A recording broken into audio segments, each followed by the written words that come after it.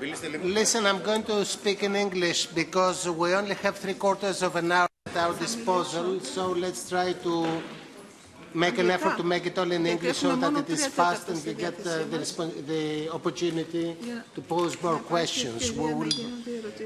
I will skip the background. I'm sure everybody knows from the press release that invited you here. So you know that we are going to have the opportunity to have with us the President of the Chairman of the PEGA Committee and the Rapporteur of the PEGA Committee. They are with us here.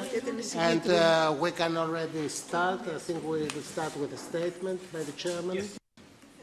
Well, thank you very much. Good morning to all of you present here, and it's good to see there's so much interest in the work of our committee in the European Parliament.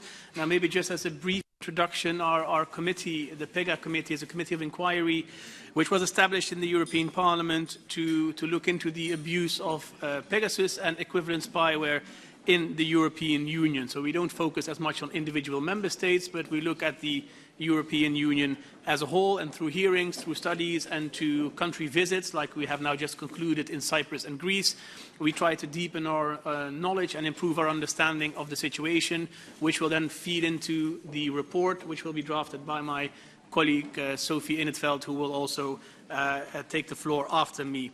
So this is what we do. Our delegation to Cyprus and Greece, we consisted of 10 members of the European Parliament, representing 5 different political groups and 7 different member states. So we truly look at this from a European perspective. Most of the colleagues are with us here in the room, so they're also available for any questions after the press conference on an individual basis, should there be an interest. Now, before I go into the conclusions of our mission and our statement, let me also take the opportunity to thank the European Parliament Liaison Office, Mr. Tsoutsouplidis in particular, for their hospitality in hosting us here in Athens and being able to host many of our meetings here, which was very appreciated. Now, between the 1st and the 4th of November, our committee went on its 3rd fact-finding mission. During the 4 days we spent in Cyprus and Greece, we met with multiple government representatives, members of parliaments, civil society representatives, journalists and victims. We appreciate that government representatives also took the time to meet with us and shared relevant information. We learned a lot, but we also still feel that many of our questions remain to be answered. During our meetings, we learned more about high-profile surveillance cases, for example, involving the journalist Tanas Koukakis, MP Christos Pirtsis. And in these cases, many of the interlocutors we spoke to believe that national security has been used as a justification for spyware abuse and surveillance. We've met with many journalists and civil society representatives who are trying to shed light on the web of connections between various spyware companies and their alleged links also to the state. Any allegations of abuse of surveillance have to be thoroughly investigated, and necessary safeguards should be installed. The Hellenic Parliament did establish an inquiry committee to probe illicit surveillance of the leader of the opposition party, PASOK, Mr. Nikos Androulakis, and we met with 4 of the parties that were represented on the committee, but we think that its investigation did uncover only few facts and did not hear from all the relevant witnesses. We were surprised.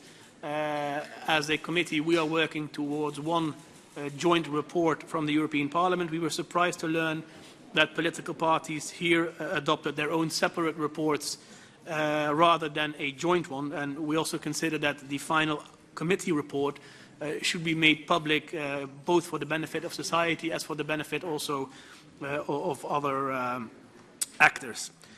Citizens of Greece and Cyprus deserve to benefit from the implementation of EU laws that protect their fundamental freedoms and rights. Anti-corruption mechanism, anti-money laundering laws and data protection and dual-use regulations have to be properly implemented and applied. And this is important for those countries, but also for the European Union as a whole. Now, both the governments of Cyprus and Greece shared proposals for reforms that could bolster the fundamental rights of the citizens of Cyprus, Greece and the EU as a whole, and to protect them against abuse of surveillance. For example, the government of Greece informed us about its plan to ban the use of spyware by private entities. Now, the objective of the reforms should always be to improve transparency and enforcement of applicable laws. The authorities should ensure proper democratic oversight over law enforcement, and citizens should be given access to effective legal remedies. National security should go hand in hand with fundamental rights. Also, we need a robust legal framework guaranteeing a healthy, pluralist media environment everywhere in the EU. This is the statement on behalf of the Commission, of the delegation that visited Cyprus and Greece, because I want to also underline it's both Cyprus and Greece that we conclude our mission here today. And having said that, I would like to pass the floor to our rapporteur, Sophie in 't Veld, for her comments. Thank you very much. Well, first of all, I would like to express gratitude to all the people that were willing to meet with us in the last couple of days in Cyprus and Greece. But I would also like to express gratitude to the Pegasus project and to all the journalists and NGOs which have been very diligently and courageously digging for the truth. And not always with public support, because what's at stake here is not just the privacy of individuals, but our democracy and our free society as a whole. I would like to say a little bit more about the findings, and let me start by saying, have we found definitive, ultimate proof of who used Predator and why? No, we have not, and we will not find that proof as long as the authorities are not willing to share official information with us. So, we will have to deduct as much as we can from the context and the elements that we know so far, because we may not have all the pieces of the puzzle, but we have many, and the image is becoming clear. Predator has been used on targets in Greece, including on journalists and politicians. Some of those have also been the target of official surveillance by the EYP. But who is using Predator? We hear all kinds of wild speculation, most of which is utter nonsense. So I will discard those scenarios. There are basically two scenarios that are possible. One is it is Intellexa itself, for whatever reason, and the other one is that it was done by the government or actors in government circles. The question is then, who chose the targets and why? In detective terms, who had the motive, the means, and the opportunity? So let's first look at the victims that we know so far. People is very noisy. Listen to the teacher here. So let's look at the victims that we know so far and the possible motives for targeting them. First, journalist Koukakis, who is a real nuisance to the powers that be, as journalists are supposed to be. He writes about corruption and tax evasion, specifically the gentlemen Bitsios and Lavranos, and he also wrote about controversial new laws on, among other things, the banking sector. Then there's journalist Teloglu, who mercilessly exposes the spyware scandal. Malichoudis, another journalist who writes in international media about the treatment of migrants in Greece. Then we have a politician, Mr. Androulakis, who was, at the time that he was targeted, candidate for the PASOK leadership, and from the 4 candidates, I believe, the one who publicly declared that he would not support a coalition government led by Mr.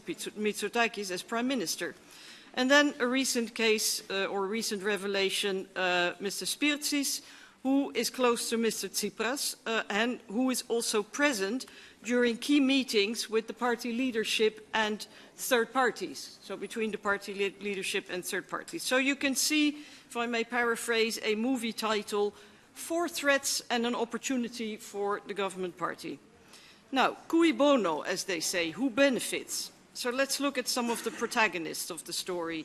We've heard about Mr. Dimitriadis, Mr. Bitsios, and Mr. Lavranos, who all 3 have close business and personal connections. We've heard about Mr. Kondolion, the former EYP chief, who is also, by his own admission, socially acquainted with Mr. Dimitriadis. Then there's Mr. Bitsios and Lavranos, who benefited themselves from a new law from 2019 on freezing orders introduced by the new government, with the results that their frozen assets were released. Mr. Bitsios is also, or was until recently, 1/3 owner and manager at Intellexa, close to Tal Dilian and Mr. Stanislav Peltsar, former legal representative of Krikel. All three are also connected to Malta. Mr. Lavranos, who is most probably the ultimate beneficial owner of Krikel and has benefited, therefore, from the government contracts. Mr. Dimitriadis, who is also reportedly closely acquainted with Mr. Loverdos, who was formerly a minister, but who was also one of the candidates for the PASOK leadership, and he had been part of a former Nea Demokratia PASOK coalition. Now, as to means and opportunity, first of all, in 2019, the EYP was brought under the exclusive oversight of the Prime Minister, and Mr. Dimitriadis was responsible for it in his office. Then Mr. Kondolian was appointed by the new government, and that required a small change to the law, the statute. There was also a new head of the National Transparency Authority that was appointed. And at that time, the previous government had actually abolished the true prosecutor authorization of surveillance requests. So that means that until the very recent change in law, that there was one prosecutor who was responsible for approving approximately 60 requests a day without knowing who the target was or what the reasons was for that person to be put under surveillance. I would call that not a meaningful judicial oversight, but a rubber stamping exercise. When the ADAE concluded that Mr. Koukakis had the right to be informed of the surveillance that he had been under, the government abolished the right of targets to be informed more quickly than I can say kratiki asfalia. National security is invoked to conceal the reasons for surveillance of Koukakis, Androulakis and others. A parliamentary inquiry was set up, as you know, but the government majority blocked the testimony of key figures such as Dimitriadis, Bitsios and Lavranos, who, by the way, also failed to answer to the invitation of this PEGA committee, and the conclusions and minutes will remain classified. The EYP files of Koukakis and Androulakis have very unfortunately accidentally been destroyed. There has been an investigation by the National Transparency Authority, but that was 2 months after the complaint of Mr. Koukakis, and what they did is they visited the premises of Intellexa in Krikel one time. I think they investigated 1 year of the annual accounts of the companies.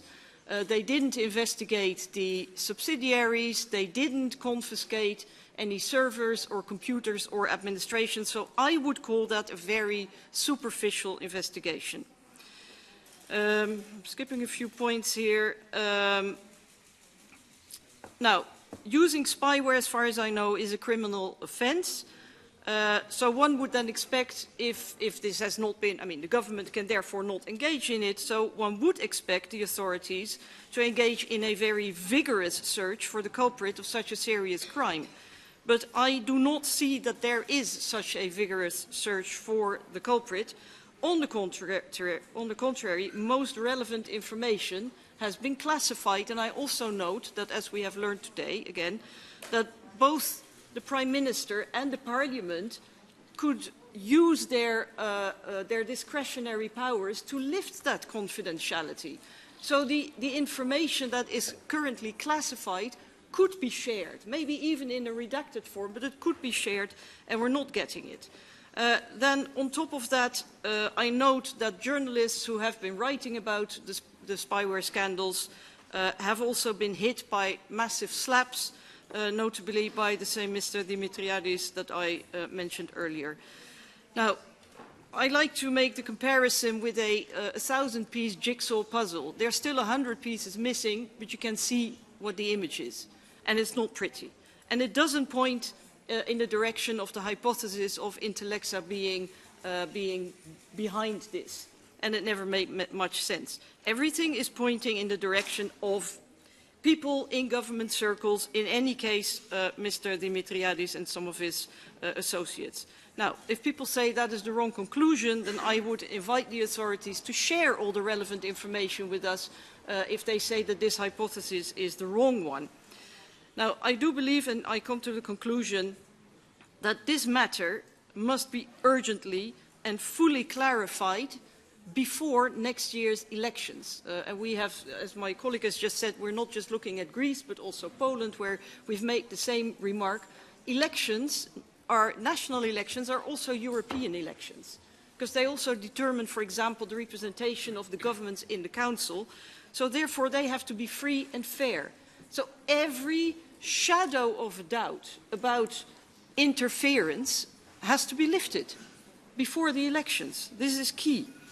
And really the final remark, I would say that this whole situation proves that the European Parliament needs full powers of inquiry with the right to summons witnesses, to hear them under oath, and to get access to confidential documents. Thank you. Thank you very much. 3 questions. 1, 2. I already have a third one there.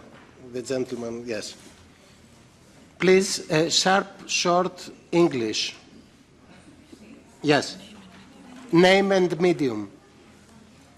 Nina Melisova from Athens News Agency. 2 very short questions. 1. The first one. What is your opinion about the initiative of the Greek government to introduce new legislation on this issue? And the second one, do you know if other European countries dispose such illegal software? Thank you. Have you been able to... Name and medium. My name is Verena from German National Radio. And the micro, please, so that it becomes streamlined. Sorry, my name is Verena Schelter from German National Radio and Television, and I would like to know if you have been able to talk to someone from Intellexa, employee, CEO, anyone else, and also other companies related to that. Thank you. Gentleman on the micro. Hello, Spiros Rapanakis from Avgi newspaper. As far as the investigation is concerned, do you think that everything has been done properly, or do you think that there is a case of covering up by the government? Thank you. Thank you very much. Yes, thank you. On the first question, indeed, we had a meeting with Minister Geropetridis yesterday. He announced that within 15 days they're going to propose new legislation, which I think in general sense is a good idea, but it depends, of course, on the content of the legislation. He also offered to share the draft legislation with the PEGA Committee of the European Parliament to allow for us to comment on it. So in that sense, that is positive, because indeed the legal framework is important, but the implementation of the legal framework is also crucial. Did we talk to Intellexa? No. We had sent requests, both when we prepared the visit to Athens and Nicosia, but also before. They have not responded. We have spoken to another company in the same area, NSO Group, when we visited Israel, and they also participated in our hearing in Brussels. The investigations, as we've been informed, at least judicial investigations, and also when we spoke to Mr. Ramos from ADIA this morning, their inquiries are still ongoing. So there is not much to say about that. When we look at, and I think the comments were made already by the rapporteur and also by myself, the inquiry committee of the Hellenic Parliament could have been a lot more useful in our opinion, and we would be very much happy if at least the conclusions of those investigations could be made public, so that we could also use them for our work in the European context. Just very quickly on the last point, if I may. I mean, you used the term cover-up. I'm not going to qualify it, but no, I do not consider that the investigations are sufficiently thorough. As I said, I find it extremely worrying that when there is a revelation about somebody having been targeted with Predator, that then, only 2 months after the revelations, a kind of courtesy visit is paid to the offices of Intellexa. No material has been confiscated. The subsidiaries have not been investigated. The annual accounts have not been investigated. Do I consider that a thorough investigation? No. Am I afraid that a lot of evidence will disappear, has disappeared and has been destroyed? Yes. This is why we have already some time ago called for Europol to be involved for at least the securing of evidence, to the extent that it still exists, and I would very much welcome an invitation by the Greek authorities to Europol. Thank you. 3 more questions. I had, okay, I had, you were already before, you, and okay. Yes. First, name, medium. Hello, Yannis Simeonidis from CNN Greece. Greek opposition parties have been accused by the government of intoxicating the political climate because of all the allegations made about the spyware scandal. Do you believe that there is substance on these allegations against Greek opposition parties? And how far do you believe this scandal reaches? Do you believe that it reaches to the Prime Minister Mitsotakis as well?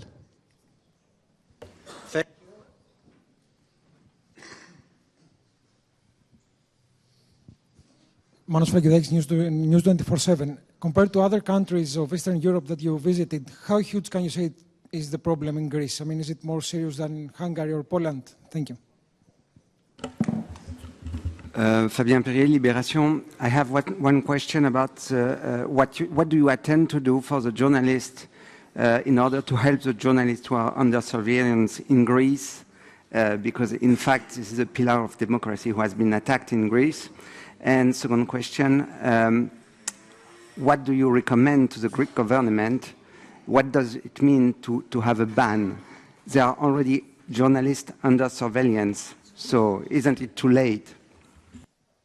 Sorry, from which medium? I didn't catch it. Libération. Okay. Well, thank you very much. On the first question, I mean, it's not my job or within the scope of our committee to qualify statements of the government or to give a verdict on what opposition parties do or do not do. The only thing I've noticed, and which I also expressed regret in the statement, is that we would assume that if you have a situation like the use of this kind of spyware or the wiretapping, that there is a parliamentary duty of all parties to sort of come together and address it. And what we have seen by the fact that 4 parties we've spoken to, first of all, we of course asked the meeting with our counterpart, which is the committee. The 4 parties we spoke to did not want to meet with any of the other parties present, who had 4 individual meetings, and they couldn't agree on a joint position by the 4 of them, or even in the opposition. So, in that sense, that has worried me. On Greece, in comparison to Hungary and Poland, I think it's safe to say that the situation in Greece is not comparable to Hungary and Poland. We visited the Poland earlier in our mandate, and I think where we definitely see a complete lack of any kind of checks and balances in Poland. This is not at the moment the case in Greece, but as we have said, there are urgent questions and they need clarifications and there need to be full investigations, and we need to, by new legislation, make sure that there is an improvement of the situation. How can we help journalists? I think the task of our committee and the task of the European Parliament by establishing this inquiry committee is to shed light on the matter, not only in Greece but in the whole of the European Union, and to make sure that from a European level we come up with recommendations, with proposals for legislation, with policy that will not allow this kind of surveillance on journalists. The European Commission has recently presented its Media Act, where there are stronger protections for journalists, and I think that is a good starting point to do our job as a co-legislator in order to help journalists. As to the toxic atmosphere, it's funny you should say that, because we are, as my colleague said, we are, let's say, investigating many countries.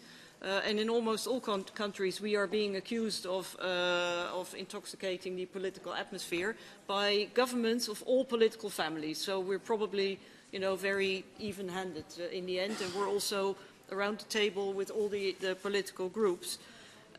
Does it go all the way to the office of the Prime Minister? Well, let me put it this way. If I were in the Prime Minister's shoes, then I would like to remove any shadow of a doubt at this point. Because this is not a judicial question. This is about trust. And if you're the Prime Minister or even a minister in a government, you're not only a national politician, you're also a European politician in the Council. You're also taking decisions that concern other European citizens. So I would like to remove any shadow of a doubt as quickly as I possibly could. And then finally, what can the European Parliament do? Well, we cannot immediately, we cannot come charging in with the light brigade. Unfortunately, the intergovernmental setup of the European Union gives us very few powers. This is something that we need to consider, because I think this is not only about legislation. We have legal instruments, but they're being enforced very weakly by the European Commission. The Commission, which has written a very timid letter to some of the, let's say, the countries that we are most concerned about, asking them if they could please, if it's not too much trouble, explain what is going on. But that is not enforcement. I would expect a bit more assertiveness by the European Commission and, for example, enforce the privacy laws or Article 2. There are legal instruments that the Commission could use. Thank you very much. We have a few outstanding requests. One, who else did ask? Mrs. Tamouli, who else? That's it? Okay, thank you. Please. My name is Elisa Triantafylou. I'm from Inside Story. Based on my understanding, Spain, Poland and Hungary are 3 out of 4 countries that you have investigated that their governments had admitted in a way that they were behind spying on their citizens. Greece is the only country that is still denying it, but at the same time, vigorously, but at the same time, the government, as you mentioned, is doing the bare minimum to shed light to this. I would like a comment on that difference between Greece and the other 3 countries. Thank you. Thank you very much. Nectaria Stamouli from Politico. Yesterday in your Twitter account, you posted a number of questions that you asked the State Minister Gerapetritis, including why Mr. Androulakis was under surveillance, the reasons for this, why the data was deleted, whether the government attempted to find out where illicit spyware used in Greece came from. I was wondering whether you have any specific answers to any of those questions, and secondly, whether you think that the government's intention to completely ban the spyware in Greece is in the right direction and something that the European Parliament also considers to propose. Thank you. Thank you, and thank you also, first of all, to you for the investigative work that you have done in Greece, which is very helpful also for the work of our committee. Yes, indeed, in Hungary and Poland, and to a certain extent in Spain as well, governments have admitted the use of Pegasus, or at least the use of this kind of spyware, but they say it was also done for national security. Now, of course, we have, and this is the comment we made when we were in Warsaw, we cannot really picture a reality where it is necessary to use this kind of invasive spyware on so many people, be it journalists, be it NGOs, be it prosecutors, be it politicians, all in order for national security. Also because in none of the countries concerned, particularly Poland and Hungary, have we seen any of this information that was supposedly necessary to secure national security was used in any court case or indictment or prosecution? So we still, even though there is an admittal of using it, this is still very problematic. Now, of course, in Greece, in the past days, the government has admitted using wiretapping, so what they call legal surveillance, which is not necessarily within the scope of our committee, but you can see that we're also interested in that and the checks and balances that are there, and the legislation proposed should address, in our opinion, some of the gaps in that legislation.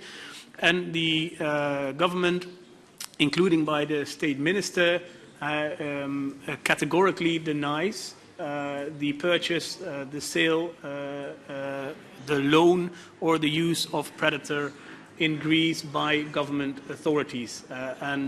You know, I am not a judge, so I cannot rule on this. It's our job to collect as much information as we can and then use this to improve the legislation at the European level, which we are competent to do. Also, Mr. Stamoulis, thank you very much, because you were one of the guests of our committee when we were here in Athens, and thank you for the information you provided. You went very fast through the questions that were posted on Twitter yesterday, so forgive me if I cannot recall all of them. But we spent about 2 hours with the Minister of State. There were many questions asked. He answered all of them. Whether he answered them to the full satisfaction of the colleagues asking the questions, not always the case. Also because maybe. I'm not sure if this was possible in his view, also with regards to the confidentiality that is somewhat present in this situation. Do we think that this is a step in the right direction? I think yes, but again, the law will be presented in 15 days, if we are informed correctly, 15th of November. I think it's very important, if there would be an outright ban on the sort of the sale of this spyware to individuals, it would be very important. I think that's something we should definitely consider in the European Union as well, but I don't want to step into the territory of my colleague Sophie Innetveld, the rapporteur. And it would be good. And we also asked the Greek government, maybe following up on Sophie's complaint about the European Commission, we've also asked the Greek government if they are serious about this legislation, which would be a very positive step, and we need to see how it looks. But if they are serious about this, then we could also really use the help of the Greek government to push more countries in the Council to actually take this matter seriously. Because now we've met with the minister here in Poland. We were flat out rejected by any official authority to meet with us, both in Cyprus and in Greece. We were met with at the ministerial level, which is very much appreciated. But in the Council, we noticed that there is not much appetite for this topic. We sent inquiries to all member states. We have only received 3 replies so far. And if we really want to change something also at the European level, we need not only change in Greece, but we need change in the whole of the European Union. And I think that is very important, and we should also address those concerns to the European Council and all member states. Thank you. Yes. Well, let's start with the legislative proposals. From what we've heard sounds good, although I understand that the use of spyware is illegal already. And I think generally, I mean, there are a couple of issues with recent legislative changes, but overall, the legislative framework here is robust. You don't need a complete overhaul of the system, but it also has to be applied. Next week, on Tuesday, I'm going to present the first draft of my report, which will cover not just Greece, but the whole of Europe, all the countries, the industry, etc., etc. And that will also go into the question of, do we have sufficient legislative instruments, and those that we have, are they being applied? And I think the answer to both questions is clearly no, so we will make recommendations for legislative initiatives.